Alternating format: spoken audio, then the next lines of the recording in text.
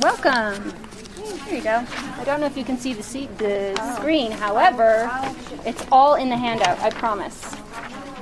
So I'm Erin O'Reilly, and this is Finding and Using Online Language Exchange Partners. And in the program it says there's 3 websites. I'm actually going to share 5 because I discovered 2 more that I've been playing with. Stop me at any time. I'm going to go through the websites and the features, and we'll talk more about the strategies to get you started with them. Oh, they gave me more time. That's nice. So the first one is Italki, or Italki, depending on what part of the world you're from. And this is a pretty vibrant website. It has content on it, but its main function is to connect language learners around the world. There are professional language teachers, there's also informal language tutors, and there's just people on there looking for language exchange partners. It will support any language, so any script that you have on there. And it has a free and a credit system. So it's free if you're looking to upload content and have native speakers correct it. And then there's paid content for teachers if you want a professional teacher. The language exchange partners are free. So if you have another student in Spain who's learning English and they want to exchange time for a student in Spanish, that feature is free. It's nice that you can set your demographic. So if you want a 20-something in Madrid, you can go on there and say, I'm looking for a 20-something in Madrid, and you can connect with that person. So this is Italki. The second one is Live Mocha. Live Mocha is a little bit different.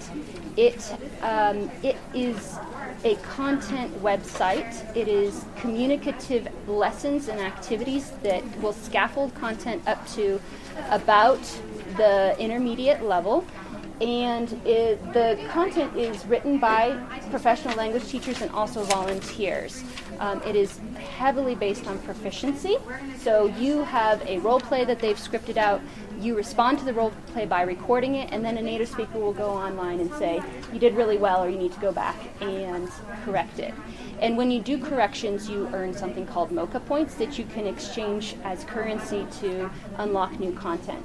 The neat thing about Live Mocha is it also has a platform where you can do the pen pal type of activity. You can send little emoticons. You can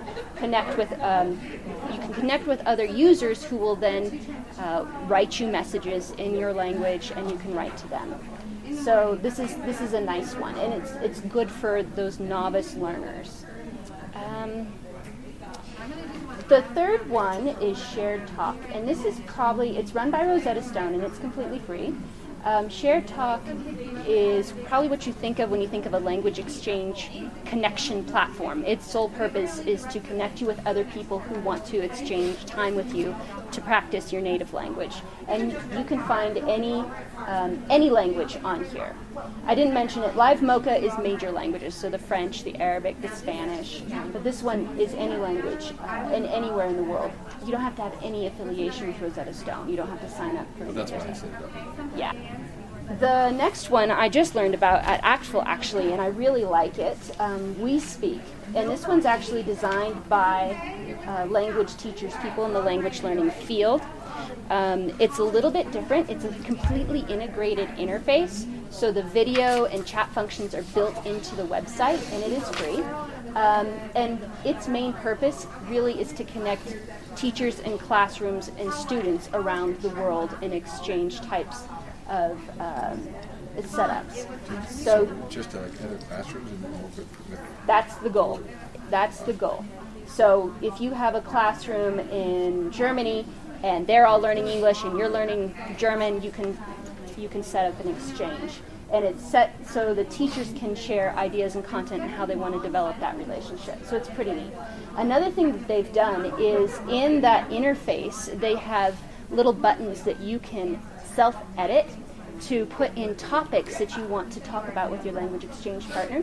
And this is great because one of the issues with simultaneous communication with non-native speakers is that pressure to produce, and it's very taxing. So you have the buttons. One could be family, one could be relationships, one could be food or travel, and when you hit that button, it automatically translates the topic into the other person's native language, so they see the topic you want to talk about at the same time.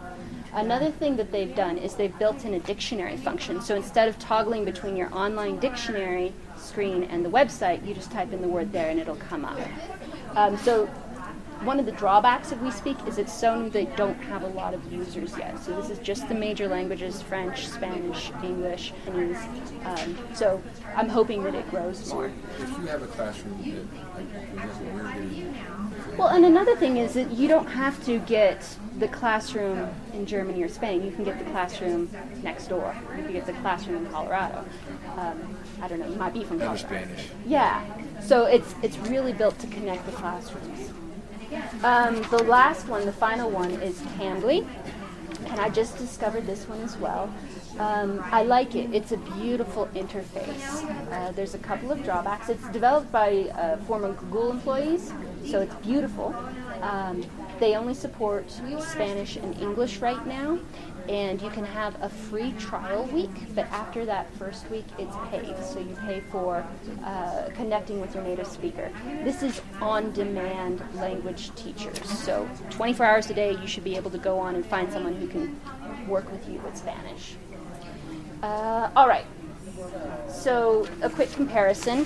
The ones that are most supportive of teachers and teaching online and getting your classrooms connected are italki and WeSpeak.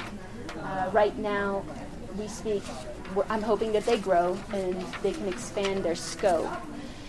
In terms of all of the languages, the ones that are most comprehensive, of course, are the italki and the Shared Talk, and all of them have the major languages except for Cambly. And you'll see that they all offer a free option except for Cambly down there, so you don't have to put any money out, which is really nice. And the last little bit I have is getting started. So before you tell your students to go online, or before you get online and say, I'm going to start a language exchange, some quick tips, and I gave that to you as a handout. The first suggestion is set up expectations beforehand, before you have that first lesson with your student, or before you send your students out there. Is this, are you doing this because you want to practice because you're going on an immersion, or is this just chit-chat for fun? You want to match students up that have similar expectations so they both put in the same amount of effort. The second one is decide what you're going to work on ahead of time and make sure that your partner knows that and that you know what that person wants to work on as well, so that there's some brainstorming going on what the content's going to be that you're going to be discussing. The third one is setting time limits for language exchanges. Once you start to get to know the person and develop that relationship with them, it's very easy to forget about this is an exchange, that part of the exchange. That we're supposed to spend equal times practicing one language and another, and that can build resentment if you spend 40 minutes speaking in English and 20 minutes in Chinese. So try and making it equal and setting up those time limits. And then the last one is beware of the stronger speaking partner. So the natural tendency, because this is about communication, is to speak. You want to communicate. But if one person's Spanish is better than my Spanish, we're going to default to, or one person's English better than my Spanish, we're going to default to English because that's the stronger language. So just being aware of that, that's a tendency to have happen. And I think that is it. Are there any questions?